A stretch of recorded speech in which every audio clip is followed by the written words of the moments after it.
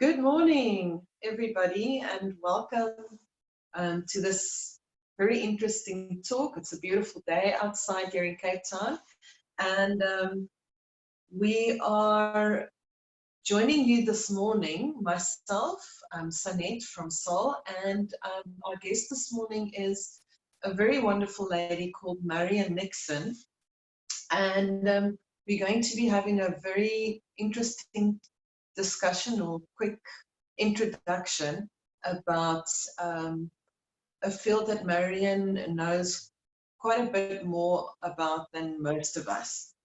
And it's the field of anxiety. But let's say good morning. Good morning, Marion. Good morning. Thank you for having me here and welcome to all the listeners. Yes.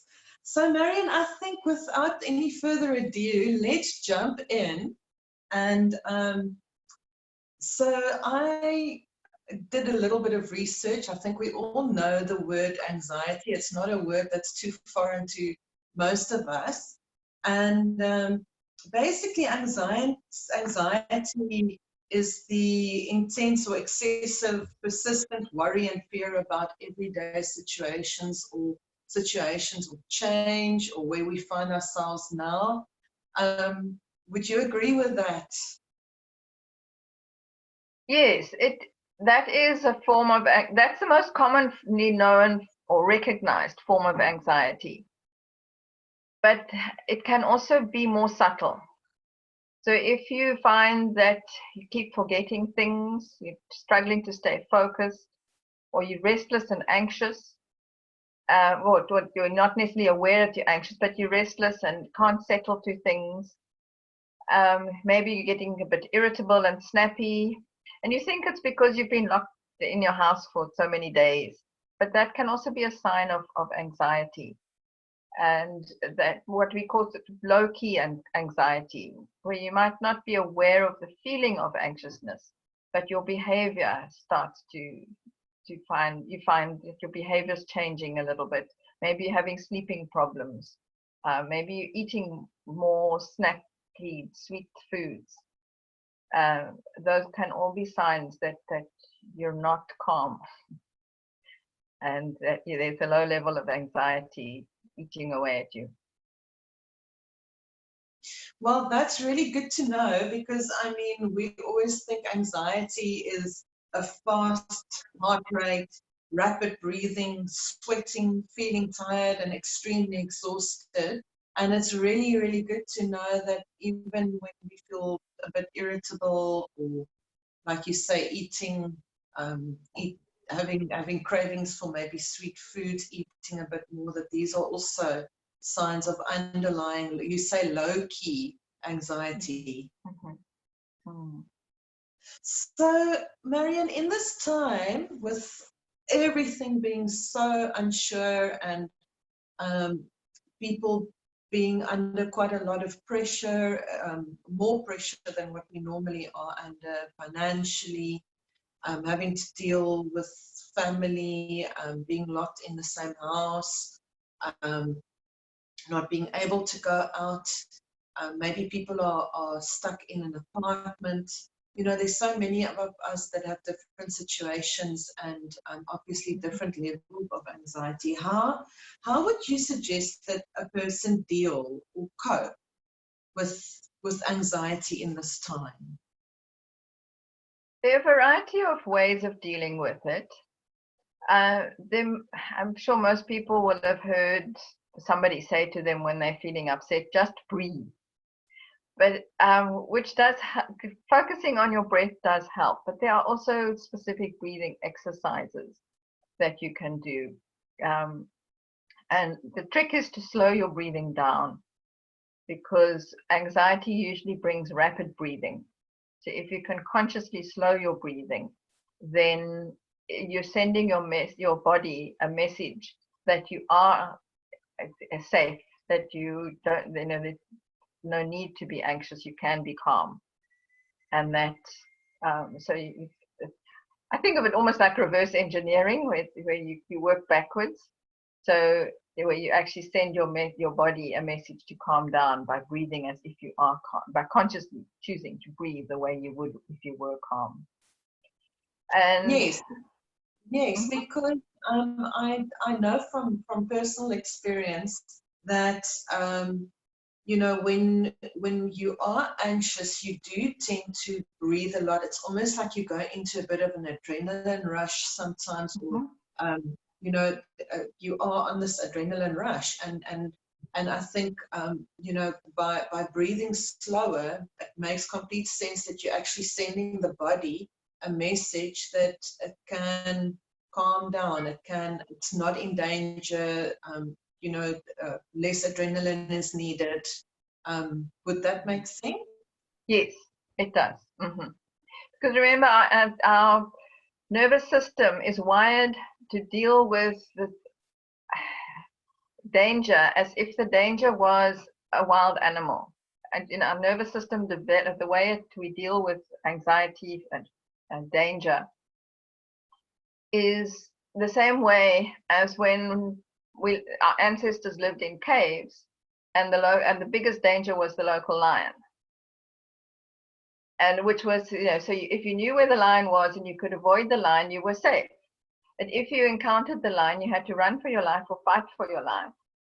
And so you had a spurt of adrenaline, which gave you a lot of extra strength and energy to get out of the situation. And then you all calmed, and then you would calm down and go back to normal. Now, we don't have a physical danger very often. Mostly, we're anxious about the future, or we're anxious about and that anxiousness becomes long term.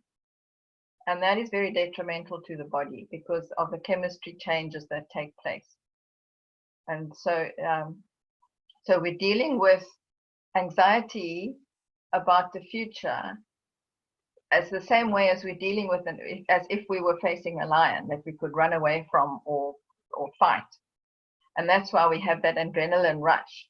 But it doesn't really help us when we're sitting, stuck at home and you can't run and you can't fight.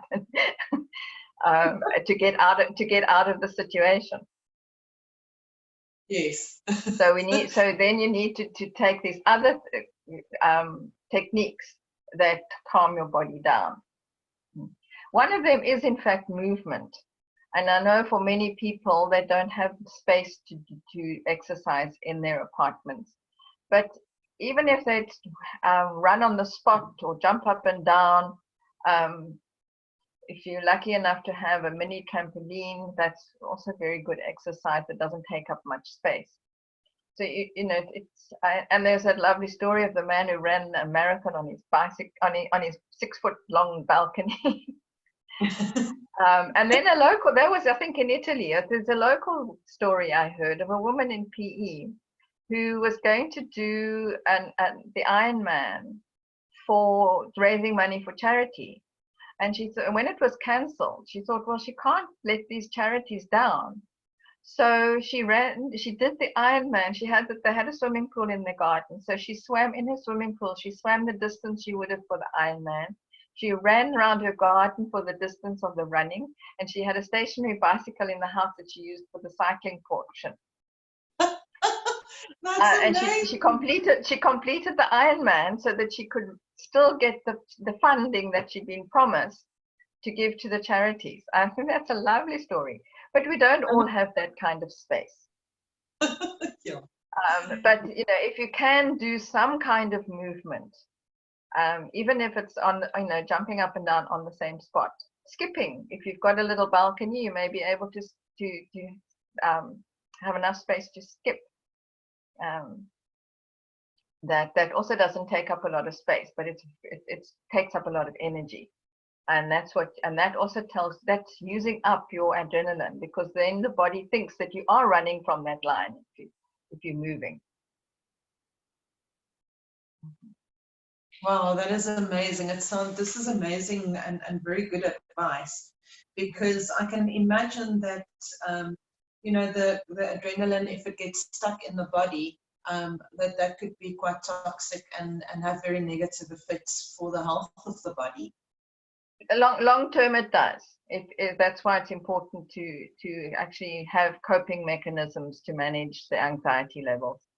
And one of the best mechanisms that I use is emotional freedom techniques. And emotional freedom techniques. Can you explain to us a little bit more what's yes, it has its roots in acupuncture, which, you know, there's special points on the body that in Chinese medicine that they use to regulate the body, physically and emotionally. And we use those points, but instead of needles, we just tap gently on them with 2 fingers. And if you are thinking that you shouldn't be touching, a lot of them on the face. And for people who think that they might be at high risk and they don't want to touch their face, you don't actually have to make physical contact. You can just keep your finger in that sort of area, not actually touching your face. But if you're at home and your hands are washed, you know, you can wash your hands before you start, and then you shouldn't be at risk. So, and then, yeah, but those acupuncture points in Chinese medicine, they explain it that they allow the energy to flow through the body, because if we are feeling upset, agitated, tense, that energy flow the natural energy flow is blocked. So tapping on the points frees that up.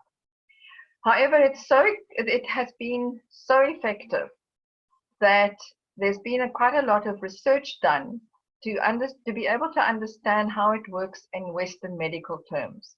And that research has shown that the tapping on these specific points calms the little part of the brain called the amygdala. It's a Greek word meaning almond. It's a tiny part of the brain, the size and shape of an almond, that controls your emotions. And when it gets overactive, well, if I say overactive, it gets very active when we're upset, and it sends a message to the endocrine system that produces the hormones, the chemicals in your blood that create your emotions. So it is telling that the endocrine system whether you should be happy or sad or angry or anxious. And that little part of your brain gets calmed down when you tap on these points. And that's why it is so effective for dealing with things like anxiety. Wow, that sounds incredible. So, Marion, thank you so much for this bit of information, very, very amazing information. I certainly learned quite a few things. You know, I often think, oh no, I know what something is like anxiety. I thought, well, I know what anxiety is, but I definitely have learned quite a few many things just out of this short discussion with you this morning about, you know, about how this all works. So there is going to be a talk on EFT, or the emotional freedom technique, called coping with anxiety. Am I right? I will deal with more than just the EFT. I will discuss various, I'll go into more depth with some of the things that I've spoken about today, some breathing exercises, also some visualization exercises that help, and explain some of the body, what happens in the body in more detail, so people understand why they're feeling the way they're feeling, and then give them some exercises they can do at home. And then we can do another session later where I focus exclusively on EFT, the emotional freedom techniques. Well, that sounds amazing. But I believe that you've got something else up your sleeve for people this morning, something small and short that they can use at home. Yes, I thought I would leave you with a breathing. Instead of just telling you to breathe more slowly, I'd give you an actual exercise on how to do it. Okay. And the important part is that your out breath needs to be longer than your in breath. So, but before we actually do that exercise, it's useful to prepare your body and just get a little bit centered, because so often our thoughts are all over the place. So if you center yourself before you start that breathing exercise, that gives you the double benefit, as it were. So I suggest that you close your eyes and just focus on your breathing. Don't breathe any differently to the way you normally do. There's no right or wrong way. It's just the way that you do it. And take a few normal breaths in and out.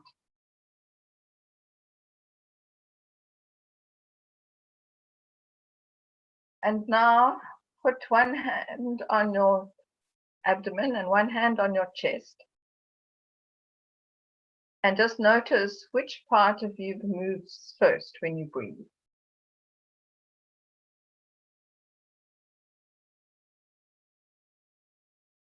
And now focus on breathing deeply into the bottom of your lungs, so that the hand on your abdomen moves first. So you're filling your lungs from the bottom first.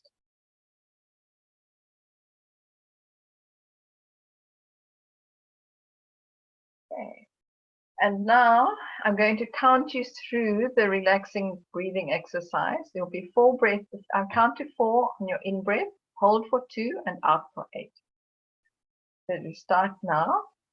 In, 2, 3, 4. Hold 2. Out, 2, 3, 4, 5, 6, 7, 8. In, 2, 3, 4. Hold 2. Out, 2, 3, 4, 5, 6, 7, 8. In, 2, 3, 4. Hold 2. Out, 2, 3, 4, 5, 6, 7, 8. Now take a really deep breath in and let it out, and you can come back into the room. Oh, wow. That is amazing. My body feels completely relaxed. Good. And at And peace. and you can do that as often as you like. You don't necessarily need to do the preliminary stuff, but I just find that if you are feeling anxious, it's helpful to do that first, the focusing inward first, and then to do the breathing exercise. But you can, anytime you're feeling stressed, you can just start breathing 4 in, hold 2, out 8. Wherever you are, you don't have to close your eyes. You can just, it's that long out breath that tells your body that to calm down, because that's how you breathe when you sleep. Your in breath is shallow, your out breath is long. Amazing. Thank you, thank you, thank you so much, Marion. Wow. I'm sure every one of us is going to never forget this breathing exercise. And it's definitely a technique that I will be using. And I think regularly. Yeah, it's so easy, and it's one of my favorites. Mm-hmm. Yes, it really is. I think this is going to become one of my favorites too. Thank you so much for that. So I think we've come to the end of our talk for this morning, our interview on the intro to coping with anxiety. And I just want to give our listeners and our viewers some more information about the talk that's going to be on coping with anxiety. It's going to, the date is for Thursday, the 9th of April, for 11 o'clock in the morning. This is going to be a paid event for 70 Rand per call in. It's going to be a Zoom event. So we'll be presenting it on Zoom, and I will be giving through some details on our page here below. If any one of you want the details and you can't seem to find the event on Saul's Facebook page, please just send us a message and I'm happy to send the information through to you. So it's going to be 70 Rand per call in. I mean, if there's an entire family that wants to watch, on the call, you are all welcome to do that. So this is for Thursday, the 9th of April at 11 o'clock. And then I'd also just like to ask all our viewers to please let us know if you enjoyed our talk this morning with Marion and I. And I'd like to ask you to please let us know and just share your own anxiety on the level, your anxiety levels from 1 to 5. On the comments down below, 1 being low level of anxiety, 5 being high level of anxiety. So your rating for yourself, how do you feel? Do you think that you are quite anxious? Or do you feel that you have maybe a low-key anxiety level, as Marion explained to us earlier? Let us know down on the comments below. Marion, thank you so much, and you must have a wonderful, wonderful day, and I'm looking forward to chatting and speaking to you again. Thank you, and you have a wonderful day too. Bye-bye, everybody.